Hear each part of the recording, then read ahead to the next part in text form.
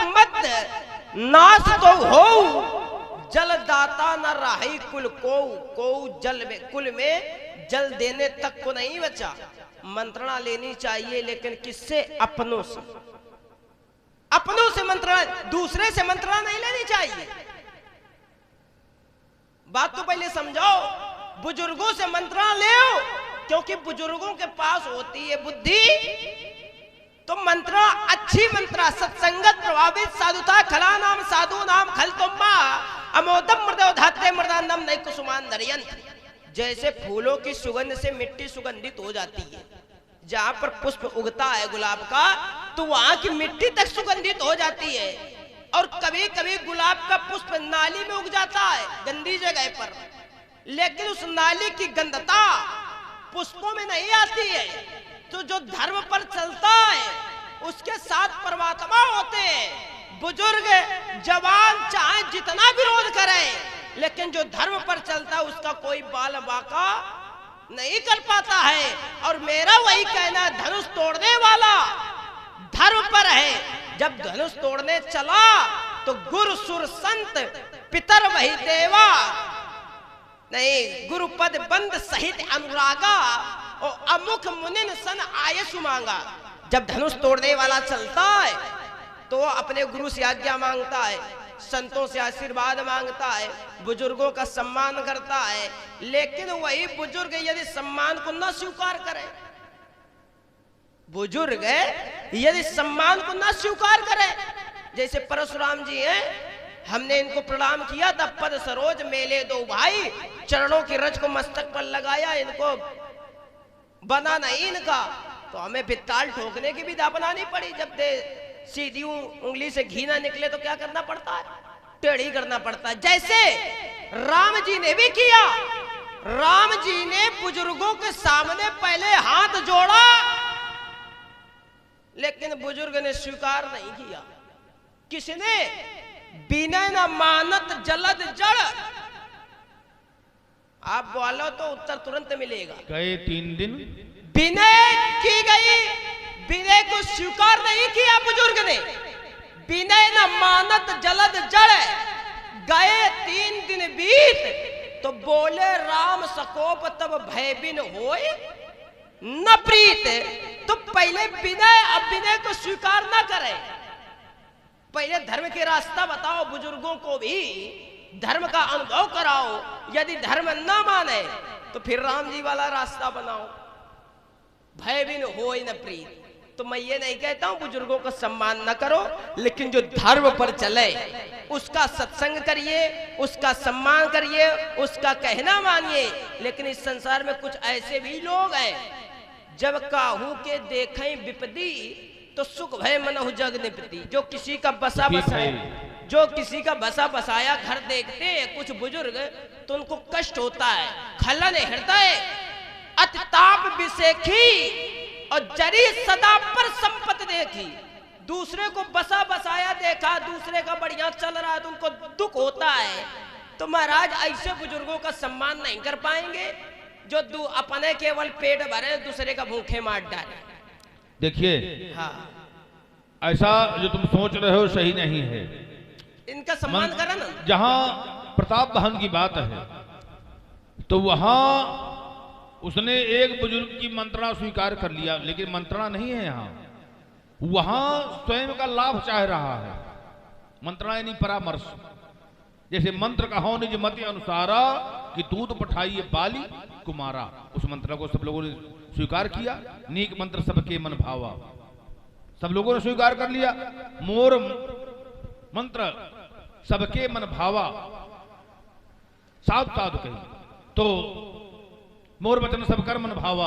भले ही चाहे कोई पक्ष में हो चाहे विपक्ष में हो, लेकिन जहां पर सतता का धरातल मान करके, सतता के धरातल से हम किसी बात को स्वीकार कर लेते हैं, बस वही सही है। जहां एक मत हो जाए सब लोगों का, और जहां पर हमारा स्वार्थ हो, अस्वार्थ के धरातल पर खड़े होकर के हम कोई मंत्रा करें, वो सही नहीं है। प्रताप भान चाह क्या रहा है? जरा मरण दुख रहित तन समर जिते नहीं कोई, और एक छत्र रिपहीन मही राज कल्प सत होए, मृत्यु न हो मेरी। तो मृत्यु को नकार रहा है। और जबकि ये शास्त्रोक्त नियम है कि देहधारी की मृत्यु निश्चित है। इसने शरीर धारण किया है तो देहधारी की मृत्यु निश्चित है, चाहे आज हो और चाहे कल्पांत में हो। जब कल्प का अंत हो तब हो समापन, लेकिन जो देहधारी है उसको देह छोड़ना पड़ता है। ये शास्त्रोक्त नियम है। जैसे मार्कांडेय मुनि चिरजीवी हैं, लेकिन एक न एक दिन शरीर को छोड़ना पड़ेगा। समय बहुत लग सकता है, कितनों कल्प व्यतीत हो सकते हैं, लेकिन शरीर को एक न एक दिन छोड़ना पड़ेगा। ये नियम है। अब देखिए, तुम्हारा कथन है कि अपनों से मंत्रणा लिया जाए। कभी कभी अपने लोग भी मंत्रणा देते हैं, लेकिन वो मंत्रणा अच्छी नहीं लगती। जैसे एक राजा ने अपने भाई से मंत्रणा किया जो साधु स्वभाव का है। मंत्री ने दिया लेकिन स्वीकार नहीं किया। क्या बोले? जो कृपालु मुहि पूछो बाता, तुम मति अनुरूप कहो मैं ताता। जो आपन चाहे कल्याणा, असुजस सुमति सुभगति सुख नाना। तो पर नारी लीलार गोसाई, अतजिय चौथ चंदा की नाई। सो पर नार, दूसरी नारी का लीलार चौथ के चंद्रमा के समान त्याग देना चाहिए। भाद्र कृष्ण चतुर्दशी को जिस प्रकार से लोग चंद्रमा का दर्शन नहीं करना चाहते, कलंक लगता है, तो ठीक उसी प्रकार त्याग देना चाहिए, लेकिन स्वीकार नहीं किया। तो कभी कभी अपने लोग भी अच्छा परामर्श देते हैं, लेकिन स्वीकार नहीं होता। जैसे शंभुदीन उपदेश हित नहीं नारद ही सुहान। भगवान शंकर ने अति प्रिय जान महेश सिखाए, अति प्रिय है नारद जी, तो अच्छा उपदेश दिया, लेकिन नहीं नारद ही सुहान। भरद्वाज कौतुक सुनो हर इच्छा बलवान। भरद्वाज कौतुक सुनो। याज्ञवल्क्य जी भरद्वाज जी से कह रहे हैं कि आगे देखना क्या होगा, क्योंकि भरद्वाज जी के गुरु हैं वाल्मीकि जी, अब वाल्मीकि जी के गुरु हैं नारद जी। तो याज्ञवल्क्य जी कह रहे हैं कि भरद्वाज जी अब तुम्हारे गुरु के गुरु जी का क्या हाल होगा आगे, क्योंकि हरि माया लगी हुई है, हरि इच्छा बलवान। तो कभी कभी अपने लोग परामर्श देते हैं, लेकिन वो परामर्श अच्छा नहीं लगता। गुण अवगुण जाने सब को, और जो जही भाई नीक नहीं सो। गुण अवगुण को सब लोग जाना करते हैं, लेकिन जिसकी प्रवृत्ति जिसमें रम गई उसे लगा करता है यही सत्य है। अगर कोई बहुत अधिक व्यसनों का अभ्यासी हो गया और उसे अगर किसी ने मना किया, देखो ये ना करो, तो मना करने वाले से अत्यंत द्वेष करेगा। और जो उसे उस व्यसनों को लाकर दे रहा है, व्यसन करवा रहा है, उसे बहुत प्रसन्न होगा। तो इसमें क्या है, कहीं ना कहीं उसकी बुद्धि ये स्वीकार कर रही कि हाँ ये अनुचित तो है, लेकिन उसकी प्रवृत्ति उसमें रम गई है। चलिए ठीक है, तो अपनी प्रवृत्ति को सही बनाओ। पहले देखिए, जैसे सुनो, वृत्ति और प्रवृत्ति, जैसे और प्रवृत्ति दो पर सुधार कर लो। केवल शंकर जी ने नारद जी की बात नहीं मानी, तो नारद जी ने रूप तो मांगा सुंदर, पर बना दिया। जैसे तुम हमारी बात नहीं मान रहे हो, तुम हमको कुछ बनेगा पर। तुम्हारी बात क्यों माने हम? भाई शिष्य की प्रश्न पुस्तिका जांचने का गुरु का अधिकार है, लेकिन गुरु की प्रश्न पुस्तिका जांचने का क्या शिष्य का अधिकार है? देखिए, यहाँ शिष्य और गुरु की बात नहीं है, यहाँ सत्यनिष्ठ एवं कुचित सत्यवाद यदि पुत्र भी कह रहा हो तो पिता को स्वीकार करना चाहिए। सत्यवाद यदि शिष्य भी कह रहा हो तो गुरु को स्वीकार करना चाहिए। सत्यवाद यदि पुत्री भी अपने माता से कह रही हो तो माता को स्वीकार करना चाहिए। सत्यनिष्ठ एवं कुचित। आप कहीं तो गुण और अवगुण सब जानते हैं ना, सब कैसे जान सकते हैं? सगुण क्षीर अवगुण जल, क्या ये सभी कर सकते हैं? गुण और अवगुण जान जाएंगे। जल में दूध में जल मिला हो तो लोग कह देते हैं दूध में पानी है, जान तो जाएंगे, लेकिन उसको अलग नहीं कर पाएंगे। अलग कौन करेगा? तो कहा गया भरत हंस रविवंश तड़ागा, जन्म कीन गुण दोष विभागा। जैसे दूध में जल मिला हो तो हंस जो होता है दूध ग्रहण कर लेता है और जल छोड़ देता है। केवल हंस में सामर्थ्य दूसरा पक्षी नहीं कर सकता। और हर वस्तु में क्या गुण है और क्या अवगुण है, तो गुण को ग्रहण कर लेना और अवगुणों को छोड़ देना केवल संत का काम होता है। संत के अलावा कोई नहीं कर सकता है। इसलिए तो कहा गया साधु ऐसा चाहिए जैसे सूप सुभाए, सार सार को गई रहे तोता दही उड़ाए। पर पता नहीं कैसे साधु हैं कि सार सार को उड़ा रहे हैं, तोता तोता को अपने पास रख रहे हैं। देखिए एक बात बताएं कि हमारे जीवन के विषय में पहले चिंतन करो कि परशुराम जी कौन है। जीवन न बताओ, सुनो सुनो पहले गुण, इन सब बातों से हमारा जीवन परे है। कर्म के रहस्य में हम बंधने वाले नहीं हैं। कुरुक्षेत्र के समंत पंचक में हमने रक्त के 5 सरोवर भर दिया था और उसी रक्त से पितरों को रक्तांजलि दिया था। तब उन्होंने आशीर्वाद दिया था कि तुम्हारा परश कभी पराजित नहीं होगा। समंत पंचकम क्षेत्रम नक्षत्र्याम महिम कुर्वन्न रामः शस्त्र भ्रताम्बरः नृपाणो रुधिरो घृण पत्र चक्रे महाहृदान इजे च भगवन रामो पत्रा स्पष्टो अपि कर्मणा।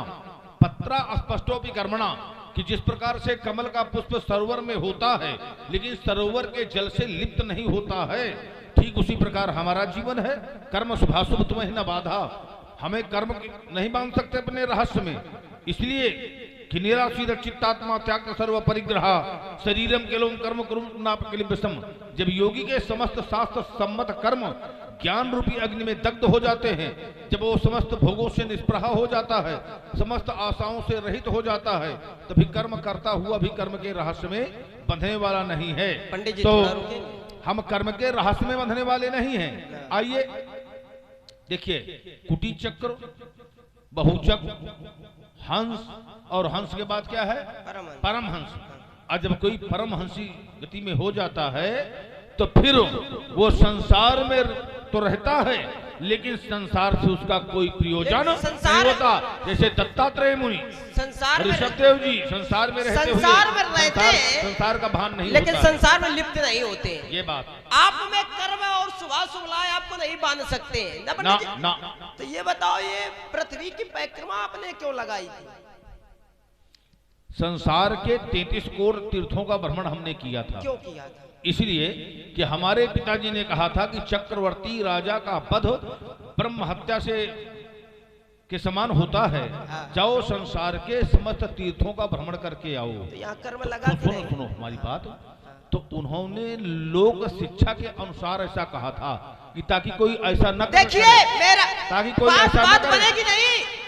आपने कहा कर्म हमको बांध नहीं सकता है, तो फिर आपने जब सहस्त्राबाहु का वध किया तो आपको ब्रह्म हत्या क्यों लगी? हमारी बात एक क्षण देखो, तुम नहीं दे पाओगे इसका उत्तर, हमें पता है। ब्रह्म हत्या क्यों लगी अगर कर्म आपको नहीं बांधता है? भाई जिसको कर्म बांधता होगा उसी को ब्रह्म हत्या लगेगी। अब ब्रह्म हत्या लगी तो आपको 19 बार पृथ्वी के परिक्रमा लगानी पड़ी, तो ये कर्म नहीं है क्या? और मैं तो कहता हूं बिना कर्म किए यदि वो परमात्मा भी आता है तो कर्म करता है संसार में। ये मृत लोक है, यहाँ जो जस करे सो तस फल चाखा, कर्म प्रधान विश्व रच राखा। तो जहाँ जो व्यक्ति यदि सजीव है तो बिना कर्म किए एक क्षण भी नहीं रह सकता है। तो मैं जानना चाहता हूँ यदि कर्म आपको नहीं बांधा तो ब्रह्म हत्या क्यों लगने का डर रहा? ब्रह्म हत्या लगी ही नहीं, डरने अब हमारी बात सुनो ध्यान से। सुनो। जैसे इंद्र को ब्रह्म हत्या लगी थी जब विश्वरूप का वध किया था, तो लौह के वस्त्र धारण किए हुए अत्यंत दुर्बल वृद्ध और ठहर जा कहते हुए इंद्र का पीछा कर रही थी। तो इंद्र को जाकर मान सरोवर में कमल की कर्णिका में जाकर निवास करना पड़ा था। श्रीमद् भागवती कथा है, सब लोग विज्ञ हैं, सब समझ रहे हैं। तो उसने पीछा किया था। तो क्या ब्रह्म हत्या परशुराम जी का पीछा किया है क्या? जब हमने नैमिषारण्य स्थित चक्र तीर्थ में भगवान विष्णु की 10,000 वर्ष तक तपस्या किया था, उस समय भगवान विष्णु ने ही हमें आदेश दिया था, मम अंश चिदासेन जाय है पुंगवम, कि तुम मेरे अंश से हो, जाकर के तुम हाय वंशियों का संहार करो। यमाहुरु वासुदेवांसम हाय हया नाम कुल अंतकम ते सत्य कृतो आयम चक्रे क्षत्रियाम महिम। सुनो पहले, यानी प्रत्येक अवतार का एक निमित्त हुआ है। जैसे शंखासुर जब वेदों को चुरा कर ले गया, तब भगवान को मीन अवतार धारण करना पड़ा और शंखासुर का वध करके वेदों की रक्षा किया। और जब अपने स्वरूप में आए तो भगवान विष्णु इतना प्रेम में विह्वल हो गए कि उनके नेत्रों से अश्रु प्रवाहित होने लगे। आप लोगों ने देखा होगा कि जब कहीं विशेष प्रेम उमड़ पड़ता है तो आंसू प्रवाहित हो जाते हैं, लेकिन जो प्रेम से आंसू निकलते हैं वो ठंड होते हैं और जो शोक से निकलते हैं वो उष्ण यानी गर्म होते हैं। ब्रह्मा जी ने उन आंसुओं को कमंडल में भर लिया था और फिर उन्हीं आंसुओं से मानसरोवर का जन्म हुआ। और जब आवश्यकता पड़ी तो वशिष्ठ जी के कहने से ये छांक बाण के द्वारा प्रवाहित करवाया, तो बाण से लाई आई या सर से आई तो नाम क्या हुआ? सरयू। सरयू नाम हुआ। नदी पुनीत सुमानस नंदनी, यानी मानसरोवर की कन्या है। तो यहां यह बात लागू नहीं है राजकुमार कि कर्म के रहस्य में परशुराम जी बंधे हैं ना। दूसरी बात, सहस्त्राबाहु ने स्वयं वरदान मांगा था कि मैं विश्व विजेता वीर के द्वारा मारा जाऊंगा। और जब विभूत वर्णन हुआ श्रीमद् भागवत में, तो राम शस्त्र भ्रतांबरा कि शस्त्रधारियों में परशुराम जी को स्वीकार किया गया। आपो ऋषि का आस्त्र भस्म हो गया था, जंगल में आग लगा दिया था।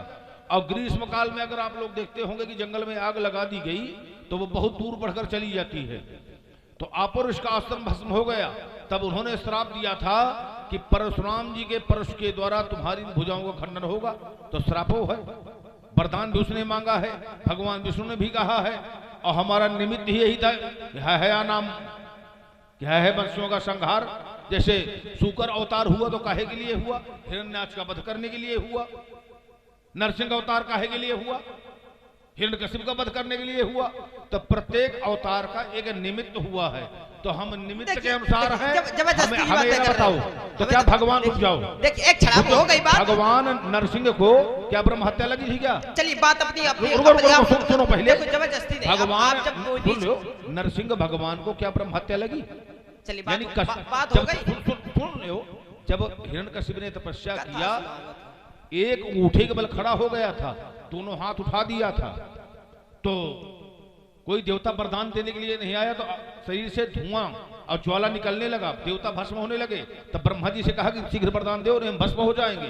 तो जब ब्रह्मा जी आए हैं तो कमंडल से जल छिटका और यही कहा है कि कश्यप नंदन मांगो वरदान। अब कश्यप कौन है? ब्राह्मण नहीं क्या?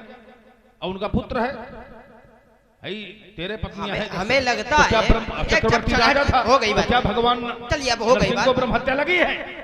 हमारी बात तो सुनते नहीं हो, हल्ला मचाओगे तो उठा के पटक देंगे, हम गिर पड़ेंगे ऊपर। तो मैंने कहा था कि पिताजी ने तो, देखो मैंने तो कहा नहीं था, मैंने पूछा इनसे तुम्हारे पिताजी ने 19 बार पृथ्वी की परिक्रमा क्यों लगाई?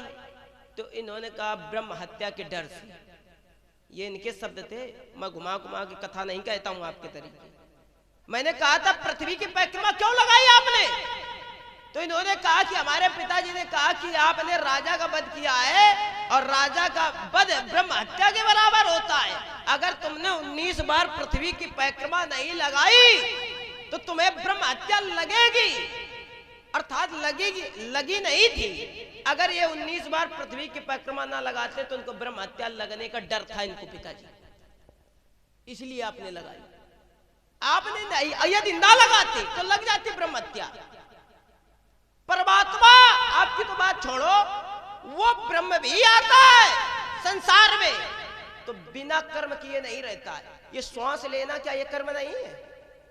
श्वास ले रहे हैं हम लोग, बोल रहे हैं, जो इंद्रियों के द्वारा कृत किया जाए वही तो कर्म है। आंखों से देख रहे हैं, क्या ये कर्म नहीं है? मुख से बोल रहे हैं, क्या ये कर्म नहीं है? कानों से सुन रहे हैं, क्या ये कर्म नहीं है?